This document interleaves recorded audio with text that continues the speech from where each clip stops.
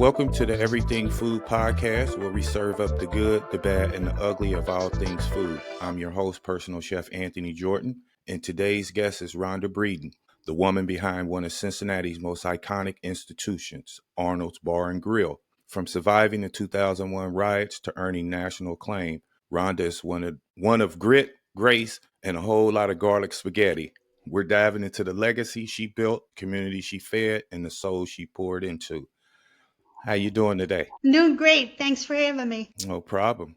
Just give us a little background about you, Rhonda, please. Well, quickly, I can talk a lot. So quickly, I started at Arnold's in 1985 as a lunch server. I was a single mom and worked my way up to through management and bought Arnold's with a partner in 1999. Bought her out a couple years later, and yeah, that's kind of where that took me. Had, two marriages during my stint at Arnold's, and friend of mine said it's hard to be married to somebody else when you're married to the restaurant business. You had national recognition, Esquire's Best Bars in Americas and Thrillers, the iconic bar in Ohio. It did. Yes. Can you explain to us, just give us a little bit about the navigating through the unrest in Cincinnati during the 2001? Well, I had actually was just buying my partner out. So, and then with the riots too, it, uh, it was a very tough situation. And, there's a wonderful nonprofit in Cincinnati called SCORE, and it's retired business people. And, a guy came in and said, there's no middle ground in restaurant business. There's success or failure. So these are the things I want you to do. Only saw him one time, only needed to see him one time. He said, never complain to a customer, never tell anybody you're broke, put your head down and just keep on going. And I guess it took me about 3 or 4 good years to really pull out of that. I just did the best I could. And luckily, it seemed like the small business owners, like the bakeries and things, they were the most forgiving. They're like, you pay me next week. Right. That's what I did. I would write myself a paycheck every week because I had to be doing it for work. I couldn't not do that. So I couldn't cash the check, but I sat it on my desk, and slowly but surely I was able to start cashing those checks. So, the riots, one night there had been a shooting up off of Reading Road about 5 miles away, and the Hmm. news said don't come downtown. And we had maybe 2 or 3 customers that night, and didn't know what to do. At the end of the block, we sit a building off of Main Street, and one night they were having a music festival and decided to go ahead with it. And I walked to the corner, and we're about 5 deep of National Guard with the whole gear on, and I thought, this is no joke. This is just not funny. That year, I was broke into 36 times, and Somebody broke into the restaurant? 36 times. Oh, And I ended up being able to get there. I lived in Newport at the time. I was able to get there quicker than the police. So wow. heard my phone ring and had my clothes ready, and off I went. That was a pretty tough time. I think it was, I And the forget. 36 break-ins was during the 2001? Okay. Yeah, it was the yeah, it was right after the riots ended, and then, and there were so many break-ins. It just wasn't us, it was other people too. Yeah. So I got where I would put 2 or 3 nails in the plexiglass I had so that they were able just to push it out instead of break my door. Right. Actually, I had to get a brand new door where they broke the door up, and I wanted one exactly the way it was. It was handmade down in Kentucky. For the guy was pretty good to me. He knew I was in trouble, so he gave me a pretty good deal on that door. But that door is exactly like the original door was. Was Mr. Tarbell ever involved in? Mr. Tarbell owned Arnold's from 1976 to 1999. He was my employer the whole Okay. time I was at Arnold's. Okay. And he was, he asked me one day, it was a cold November day, and we're in the courtyard. I never thought I'd be able to do that. And I had a partner, and she was on vacation, and she said, do what you want. And 40 minutes later, he had convinced me that we could buy it. Wow. We didn't own the building. He never owned the building. Another person did. And so the day I bought it, I knew I needed to own that building, and I Yeah. was able to buy that building several years later. So now Arnold owns its own building and the courtyard. So yeah. Success story. I've been there a few times. Food was always great. Service was always great. I wish I had looked them up and probably posted them also because I had pictures actually sitting out on the sidewalk cafe. I was a big fan of Arnold's. Always have been. I was in the industry at a young age, and we used to hear a lot about it. I think maybe as a teenager, I may have applied for a job there when Tarbell had it, and because shortly um, after I applied for it, I actually was working for a place in Clifton. They hired a guy. We got into a conversation only to find out that that was one of Tarbell's nephews. Yeah, Fun. it Was was that Rick?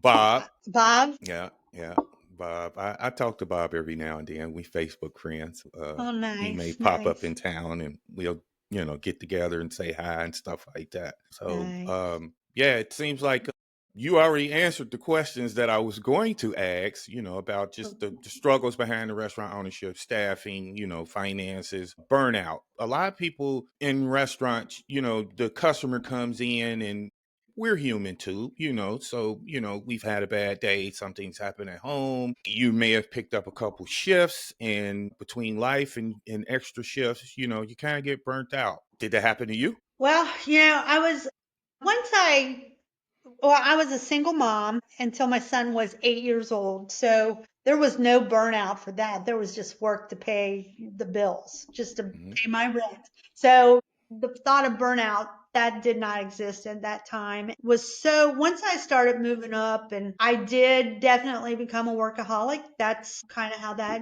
goes, as you know, when you get into management Yep. and then ownership. And I never got burnout. My son took over a lot of the responsibilities, and I actually retired in 2020, and he runs it now. So Right. I just kind of, uh, I'm just kind of the mom of that place now, which I Okay. love being. And I'll make some dessert from Thanksgiving to Christmas, but that's about the only cooking I do now. I used to do a lot of cooking. When we needed business, was social media was just coming out, so he really dove into social media, and that really turned the business around a lot just by him doing that Right. kind of stuff. As far as a burnout, I don't think I ever got burnout. I also lived my life through a spiritual program, Okay. so that kind of let me survive there after a while, because I could have a little bit of iron fist there for a while, and let that iron fist go. That was an amazing, Yeah. that was amazing thing. Yes. The So iron. yeah, The and iron so that fist is the iron fist could be. You can almost have it and not even realize you have it until somebody. I didn't realize yet. Right. Hmm. Strong enough and fearless enough to kind of pull you to the side and say, hey, you're kind of, that was kind of rough, or, you've been kind of pushing too hard. And it's Yep. just, sometimes we put the blinders on and we on a mission, especially in that industry, because it's a lot of variables that can go wrong, that can make a customer mad, dissatisfied with the experience. And because even though we're on the inside, we want to have a nice day too. We want that Right. feeling of, accomplishment, and things have got done. Everything was cool. We had a nice day. Another question I want to ask you: what do you wish people understood more about the industry?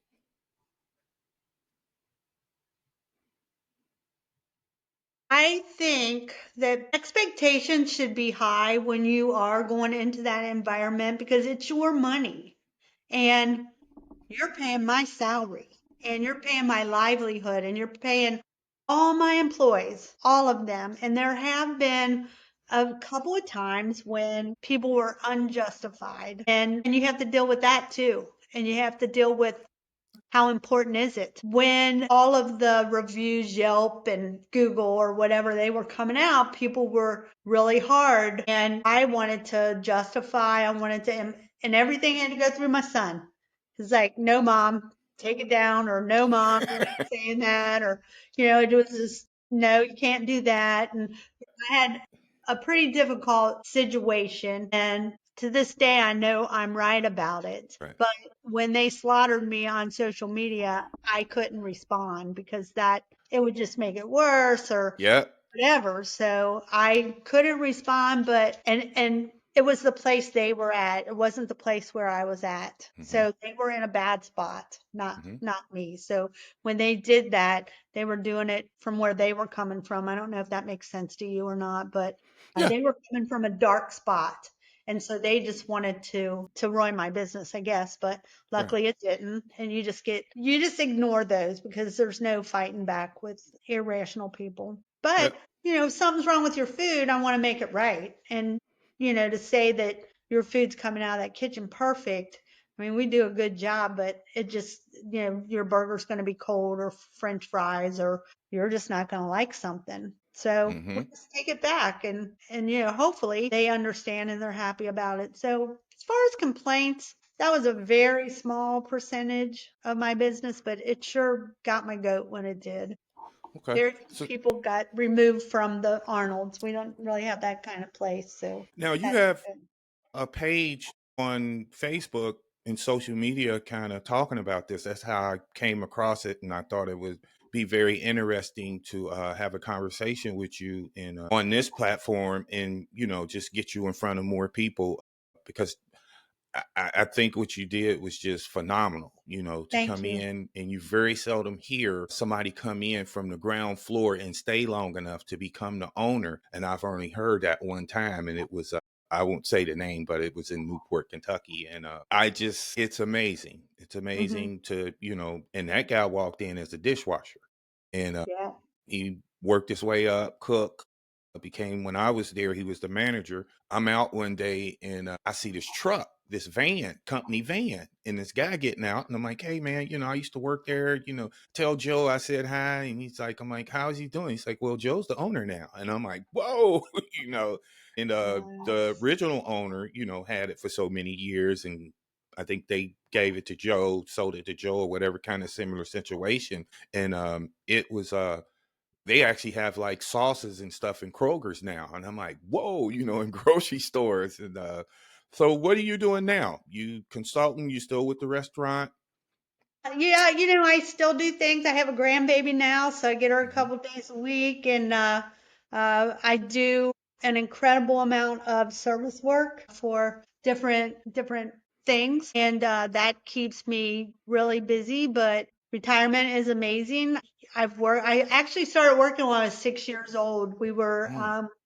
raised on the carnival, and at racetracks we sold cotton candy and souvenirs. So I was put behind a cotton candy machine at 6 years old, and that's where I remained until I was about 15, and then went 15, 16, I guess, and then went to work in restaurants. And then when I was 18, my mom and dad had joined the carnival, and I joined it with them. So and that's what I came from, very poor, meager background. And that's why it's so humbling now to be able to retire, for one thing, and Hmm. to live a really comfortable life. It's not anything fancy for people, but it's very comfortable for me. So that's what I'm doing now in my retirement. So. Right.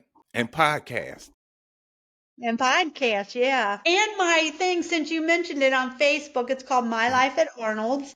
And that's all they have to do is like search that, My Life at Arnold's. And Okay. it's all different stories about my life at Arnold's. And I talked about the ladies' restroom the other day, and it was a 5 minute long segment. And I thought, who could talk about a ladies' room for 5 minutes? But it's so fascinating how the ladies' room came about, because it used to be women weren't even allowed into that bar, nor did they have Mm. any indoor plumbing. So to go from outhouses, and then that was a men's room, and then to turn it into the ladies' room, and how that really all came about, I thought it was very interesting. Hmm. Well, we Just want to some. guide people toward your page. So give me info about your page, Arnold's location, hours of operation, so the viewers will know. and they can catch on. So on Facebook, it's My Life at Arnold's or Arnold's Bar and Grill, but that's the restaurant page. The private stories are at My Life at Arnold's. You can follow us on Instagram at Arnold's Bar and Grill. It is at 210 East 8th Street, downtown Cincinnati. It is the oldest bar and grill in Cincinnati, and it's one of the top 3 in Ohio and actually one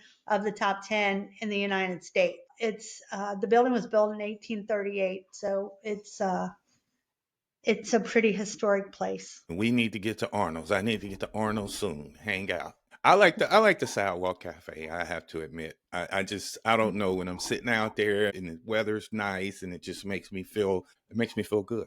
Yet I'm sitting there first of all, and then when the food comes out and you got this fabulous meal and the atmosphere is just so welcoming and family oriented, makes you feel like your family. I want to thank you for your time. It's very valuable. It was very priceless to be able to get you here. I hope one day we see each other in person. Maybe we could sit down and have lunch at Arnold's or something to that effect. I would love to see that. And we're going to sign off. So today, that's a wrap on today's episode. Big thanks to Ronda Breeden for showing us how food, drink, and heart can shape the city.